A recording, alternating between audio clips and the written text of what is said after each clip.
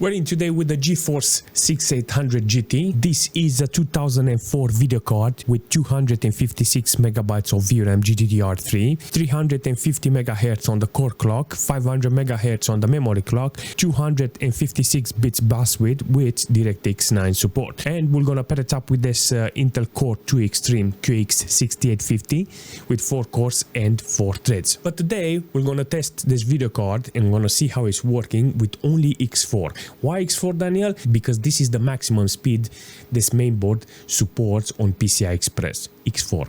I thought a couple of days ago I tested a 6 series video card with broken capacitors, and I thought the video card is running at X4 because of those broken capacitors.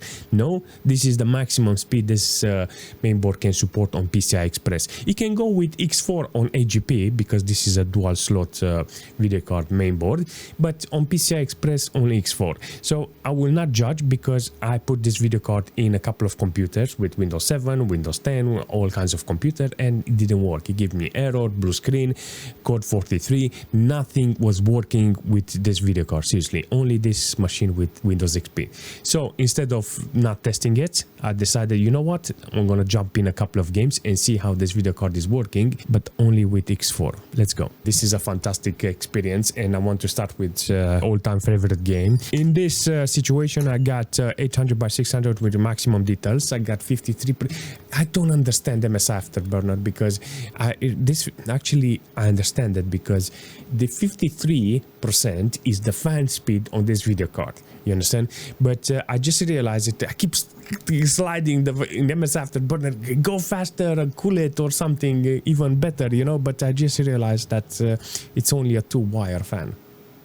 So I think the 2-wire fan, black and red, it doesn't influence too much there. So it's stuck on 53, that's the fan speed, and hopefully I don't get the video card overheated. I got 800 by 600 because this is a very generic retro resolution. I got 50 megabytes of VRAM utilization and 70 FPS. Does that PCI Express influence the performance? 100%. You understand? 100%. But every single time I have problems with video cards that don't run, I always come and bring them here, you know. I don't know, sometimes it's working with a Windows 10 machine, sometimes it doesn't work, sometimes it's working with an HP Z400, sometimes it doesn't work, sometimes it's working only with Windows 7, sometimes it's only with Windows XP. Oh, seriously, there's a lot of people who are saying, you know what, we want the original version. Nah, this is the original aspect ratio. Does 1024 look like this? 1024 works with 4:3 too. So 40 FPS, it looks fantastic. That's 1024 with maximum details. It's too much. Look at it. I don't want 40 FPS. You know. You know what I like? 640. Back 4:3. Now this feels original. Look at this, 33 megabytes of VRAM, 640. Apparently it's the original resolution. Oh yes, I like the performance here. It looks and it runs fantastic, nearly 80 FPS on average, 10 ms with this, so I can say nothing bad about it. I got 1000 megahertz on the memory clock. That means it's doing a fantastic work. 351 megahertz on the core of the video card. Is that okay? No, but in this situation I have to take it like this, because if not I will have to declare this video card broken, you know. But overall performance is great. It looks fantastic, it runs fantastic. I got 220 watts consumption, so overall experience in this case it's great. On 800 by 600 with low details, the video card is doing a fantastic job.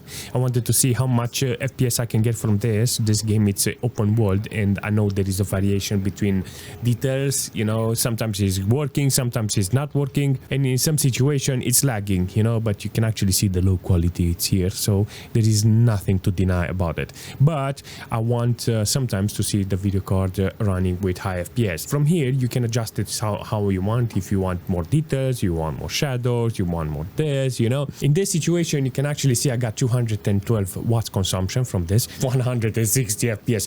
Yes, this is how I need to play this video card. This is how I need to utilize this video card. card. I want games that actually are taking advantage of the computer. In this situation, definitely I get hundreds of FPS.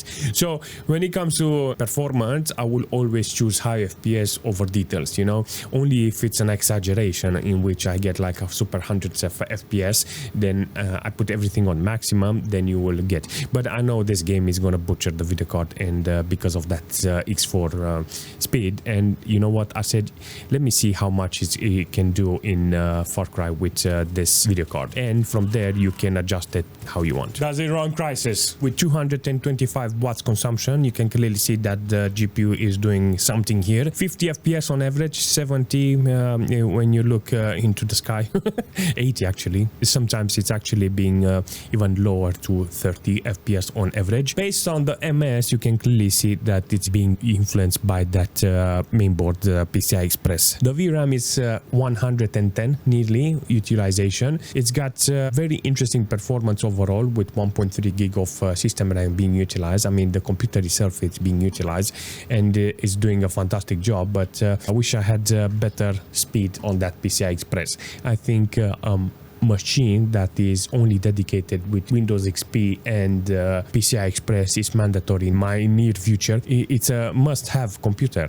In this situation, you can clearly see that I need one, and it's very important to have it as soon as possible. But if we're jumping in HELLGATE London with this system, with this video card, you can clearly see on 1024 with low details, I got hundreds of FPS. I can put more details, I can fill up that VRAM, but I just wanted to start the game and see how it's working with this game, with this system like this, you know, with this video card.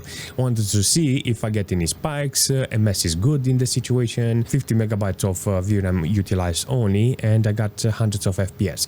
I wanted to see how much is the lowest, you know. If it does go below 100 FPS, then it's not worth on actually butchering the video card, you know. Do I like how the game is performing? Yes, this is exactly what I want from a video card. I don't want any details that is how should I say, lowering my experience here. I don't want any details that is butchering my FPS. I want a steady FPS, and if they are constant, I play a lot, then I will level the FPS and increase the details. But if we're jumping in driver with 800 by 600 with maximum details, you can clearly see that the game is doing a fantastic work with utilizing the resource from the computer and the video card. I got 58 megabytes of VRAM, 100 FPS. It looks fantastic. So I will say, and a video card like this would have been really nice to have back in the days. My stupid AGP video card that I have, or I don't know what, a Riva or something. Imagine having a 6800 GT with 256 megabytes and playing the games on maximum details. Would have been the destiny has said, you know what, I couldn't give you this video card in 20 years ago, and now I will give you the video card. 20 years ago, I wanted this video card, not now. Seriously. Mafia, on the other hand, it knows how to utilize this video card. This is the first game that I'm seeing that is using more than 100 megabytes of VRAM. So in this case, I will say, you know what, this is a good performance from this video card. 60 FPS sometimes, it's utilizing the video card in such a way that it doesn't butcher it. You know, sometimes it's 40 FPS, sometimes it's 50 FPS. I think I have to lower the resolution and quality in some situation, like in this case. But it's balancing between 50, 60, 40. It's got a lot of stutter. I think the more I play the game, the more it is going to utilize that VRAM. But overall performance is great. It shows me that just a little I have to adjust it in order to get the perfect FPS. I need more details in the situation. But I got 180 watts consumption from the main computer, and that is a good performance overall. Age of Empires apparently is working really nice with this 6800 GT. You can actually see the CPU is not fully stressed with this game. It's using 2 cores, apparently actually 1 core, and the rest of them semi-idling around the performance. But overall performance is great. You can actually see the CPU is not stressed. Temperature wise, I have to check it because it's on 67 degrees. I think it's getting hot a little, but overall performance is great. 200 FPS, is doing a fantastic job, and yeah, I can't say nothing bad about it because it's possible to actually play games like this. If you're not interested on fast-paced game that require high refresh rate monitor, high FPS because it's a racing game, or high refresh rate because it's an action game, you know, overall performance here, it's just not very aggressive, you know, but yeah, I like it, you know. This is what I need from time to time, you know, to enter a game and use brain sometimes. But if I jump in Galaxy on Fire with this video card on maximum details with 1024, you can actually see the video card is being utilized here. I like the game because here with this Windows and Rivation, it's only 40 FPS. It's the limitation. I don't know, I have to look into it because it's kind of weird to actually see this type of performance, but it does work really nice in this situation, and I like this type of game. Open worlds in space with ships, and you get to play with the 6800 GT, a game like this with maximum quality. You can actually see it using 145 megabytes of VRAM from the video card, 500 megabytes of system RAM being utilized from this computer, but overall performance is great. You can actually see the CPU is used a little, but not at maximum. I'm not gonna lie, I like the performance even if it's running with X4. In a case of a storm, in a bad day, I will take this performance even like this. I'm not joking. I wish I had a better computer to test this 6800 GT. It's very hard to put this type of video card in this type of computer because of the driver. Sometimes it gives you error. You have to install file one by one. You know, it's a tedious work to put this video card in this machine. But regardless, it's working. I like it. I like this idea of 256 megabytes of VRAM video card. It's got a nice performance overall, considering it's 2004, you know.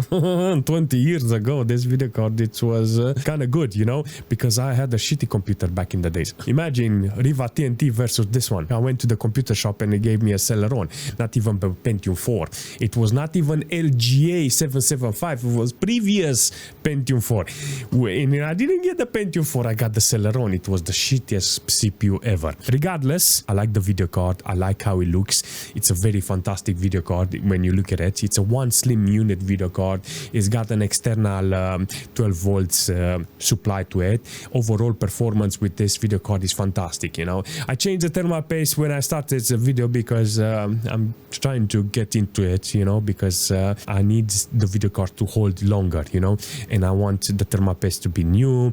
I'm trying now to seal them. I want to put them in a bags. I want to store them as much as possible because I want to have them for a very long time. And this video card, it's a fantastic video card. Overall performance from this, it was great, you know. I really recommend a video card like this if you can put your hands on it, because this one is more achievable, it's more obtainable versus that 6800 Ultra, because everybody jumping on it and it sees the radiator and are like, yeah, I want that video card. I promise you that in the future, retro gaming, it will become a thing, you understand, and it will be very nice to find old games, old hardware, and it will become a very trendy thing.